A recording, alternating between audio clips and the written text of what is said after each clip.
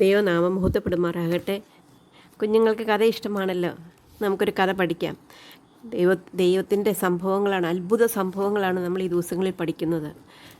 പൂർണ്ണ ദൈവമായ ദൈവത്തിൻ്റെ അത്ഭുതങ്ങൾ ഓരോ ദിവസവും നമ്മൾ പഠിക്കുമ്പോൾ നമ്മൾ എത്രമാത്രം കർത്താവിനെ സ്തുതിച്ചാലും മതി ആകത്തില്ല എന്നുള്ളത് നമുക്ക് മനസ്സിലാക്കുവാനായിട്ട് സാധിക്കും.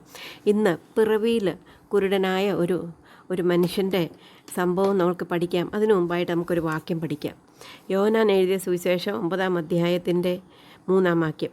അതിന് യേശു അവനെങ്കിലും അവൻ്റെ അമ്മയപ്പന്മാരെങ്കിലും പാപം ചെയ്തിട്ടില്ല, ദൈവപ്രവൃത്തി അവങ്കിൽ വെളിവാകേണ്ടതിനത്രേ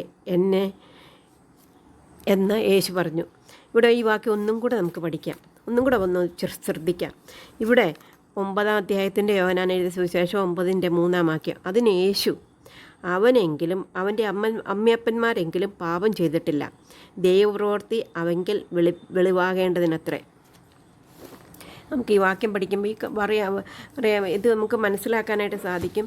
നമ്മളും ചിലപ്പോഴൊക്കെ മറ്റുള്ളവർ കുരുടന്മാരെ കാണുമ്പോഴും അല്ലെങ്കിൽ ഈ രോഗത്താൽ പ്രയാസപ്പെടുന്നവർ, അങ്ങനെ പല രോഗങ്ങളെ അങ്ങനെ കാണുമ്പോൾ കഷ്ടപ്പെടുന്നവരെയൊക്കെ കാണുമ്പോൾ ചിലപ്പോൾ നമ്മുടെ മനസ്സിലേക്ക് ഒരു ചിന്ത വരും, ഇത് ഇവരുടെയോ ഇവരുടെ മാതാപിതാക്കളുടെയോ പാപം കൊണ്ടാണ് ഇവരിങ്ങനെ കഷ്ടപ്പെടുവാൻ ഇടയാകുന്നത്. എന്നാൽ ഇവിടെ കർത്താവ് വളരെ വ്യക്തമായിട്ട് പറയുന്നുണ്ട്. എന്ത് പറയുന്നുണ്ട്?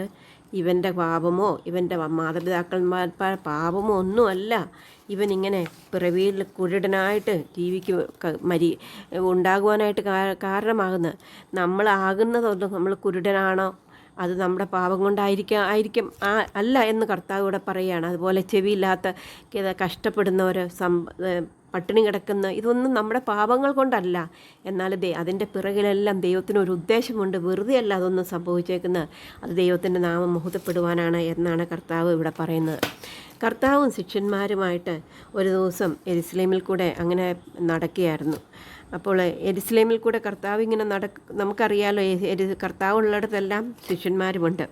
അപ്പോൾ യെരുശലേം വീഥികളിൽ കർത്താവ് സഞ്ചരിക്കാത്ത യെരുശലേമിൻ്റെ ഭാഗങ്ങളൊന്നും കാണത്തില്ല. അതുപോലെ കർത്താവ് പ്രവർത്തിക്കുന്ന വ്യക്തിയായിരുന്നു എന്ന് നമുക്ക് കാണുവാനായിട്ട് സാധിക്കും. അങ്ങനെ യെരുശലേം വീഥിയിൽ കൂടെ കർത്താവ് കടന്നു പോകുമ്പോൾ പിറവിയിലെ കുരുടനായ ഒരു മനുഷ്യൻ അവിടെ ഇരുന്ന്, നമുക്കറിയാം സൈഡുകളിലാണ്, റോഡിൻ്റെ സൈഡിലിരുന്നാണ് ഭിക്ഷ യാചിക്കുന്നത്. അപ്പോൾ പിറവിയിലെ കുരുടനായ ഒരു മനുഷ്യനിരുന്ന് അവിടെ ഭിക്ഷ യാചിക്കുന്നുണ്ടായിരുന്നു.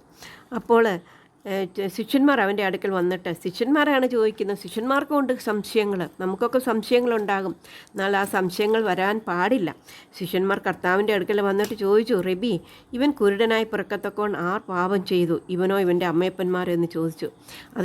അതിനുത്തരമായിട്ടാണ് നമ്മൾ ഇന്ന് പഠിച്ച മനപ്പാഠ വാക്യം. നമ്മൾ വളരെ പ്രധാനപ്പെട്ട ഒരു വാക്യമാണ് കുഞ്ഞുങ്ങളെ, അത് പഠിക്കേണ്ടത് ആവശ്യമാണ്.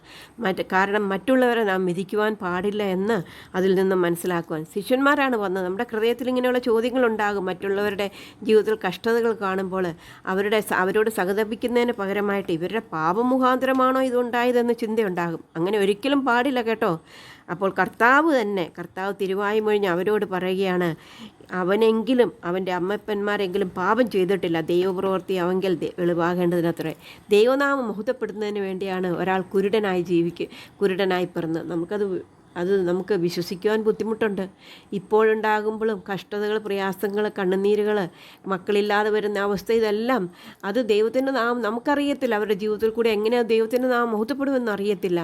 എന്നാൽ നാം പ്രാർത്ഥിച്ചിട്ട് കിട്ടാത്ത അനേക കാര്യങ്ങൾ, ഇതെല്ലാം ഒരു ദിവസം ദൈവനാമം മഹത്വപ്പെടുത്തുന്നതിനിടയാവും. നമ്മൾ ദൈവത്തിൻ്റെ ഹിതപ്രകാരം, ദൈവത്തിൻ്റെ ഇഷ്ടപ്രകാരം ജീവിക്കുന്നവരാണെങ്കിൽ. അത് കഴിഞ്ഞിട്ട് അന്ന് ശബത്ത് ദിവസമായിരുന്നു. ശബത്ത് ദിവസങ്ങൾ ഒന്നും പ്രവൃത്തി ചെയ്യാൻ പാടില്ല എന്നാണ് പറയുന്നത്. എന്നാൽ കർത്താവായ യേശുക്രിസ്തു ശബത്തിനും അതീതനാണ്.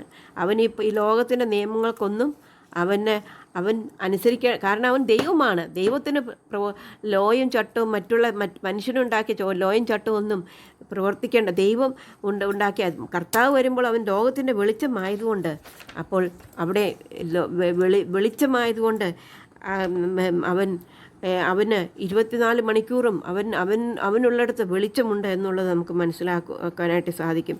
അങ്ങനെ വെളിച്ചത്തിൽ കൂടെ നടക്കുന്ന കർത്താവ് താൻ തന്നെ വെളിച്ചമായതുകൊണ്ട് അവന് ദൈവത്തിൻ്റെ പ്രവൃത്തി ചെയ്യേണ്ടത് ആവശ്യമാണെന്നറിയാം. എന്നാലും കർത്താവ് ഈ ലോകത്തിലായിരുന്നപ്പോൾ നമ്മൾ കഴിഞ്ഞ ദിവസം കണ്ടതാണ്, അവൻ ചട്ടങ്ങളും നിയമങ്ങളും പ്രമാണിക്കുന്ന ദൈവമായിരുന്നു എന്നുള്ളത് നമ്മൾ മനസ്സിലാക്കുവാനായിട്ട് സാധിക്കും. എന്നാൽ ചില സന്ദർഭങ്ങളിൽ ദൈവമാണെന്ന് കാണിക്കുവാൻ വേണ്ടി അവൻ പ്രവർത്തിക്കുന്നതായിട്ട് നമുക്ക് കാണുവാനായിട്ട് സാധിക്കും.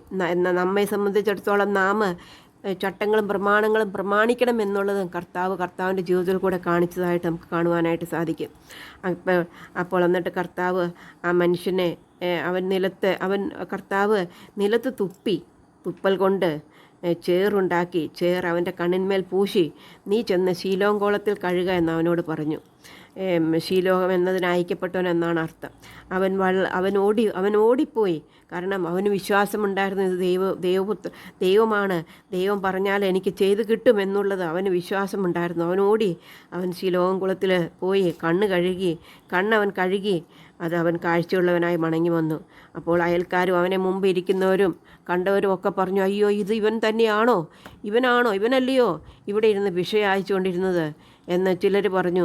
അവനെ പോലെ ഉള്ളവനായിരിക്കുമെന്ന് മറ്റു ചിലരും പറഞ്ഞു. അത് കഴിഞ്ഞിട്ട് അവനോട് ചോദിച്ചു, നിൻ്റെ കണ്ണ് തുറന്നത് എങ്ങനെയെന്ന് ചോദിച്ചവൻ അവൻ പറഞ്ഞു, അവർക്കത് വിശ്വസിക്കുവാൻ സാധിക്കത്തില്ല, അതൊരു അത്ഭുത പ്രവൃത്തിയാണ്, കാഴ്ചയിലെ പ്രവീല കുരുടനാണ്, അത് അത്ഭുത പ്രവൃത്തിയാണ്. അവൻ പറഞ്ഞു, യേശു എന്ന് പേരുള്ള മനുഷ്യൻ ചേറുണ്ടാക്കി എൻ്റെ കണ്ണിന്മേൽ പൂശി ശീലാകുളത്തിൽ ചെന്ന് കഴുകുക എന്ന് എന്നോട് പറഞ്ഞു. ഞാൻ പോയി കഴുകി കാഴ്ച പ്രാപിച്ചു എന്ന് ഉത്തരം പറഞ്ഞു. അപ്പോൾ അവർ ചോദിച്ചു, അവൻ എവിടെയാണ് എന്ന്. അവൻ പറഞ്ഞു, എനിക്കറിയത്തില്ല. കണ്ണില്ലാത്ത മനുഷ്യൻ കർത്താവ് പറഞ്ഞത് കേട്ടു, എന്നാൽ കർത്താവിനെ കണ്ടില്ല എന്നുള്ളത് നമുക്ക് മനസ്സിലാക്കുവാനായിട്ട് സാധിക്കും. അവൻ വിശ്വസിച്ചു, അതുകൊണ്ട് അവൻ കാഴ്ച പ്രാപിച്ചു, അവൻ മടങ്ങി വന്നു. അത് കഴിഞ്ഞിട്ട് എന്ത് സംഭവിച്ചു എന്നുള്ളത് നമുക്ക് അടുത്ത ക്ലാസ്സിൽ പഠിക്കാം. നമുക്ക് നമ്മുടെ ഇന്നത്തെ വാക്യം ഒന്നും കൂടെ പഠിക്കാം.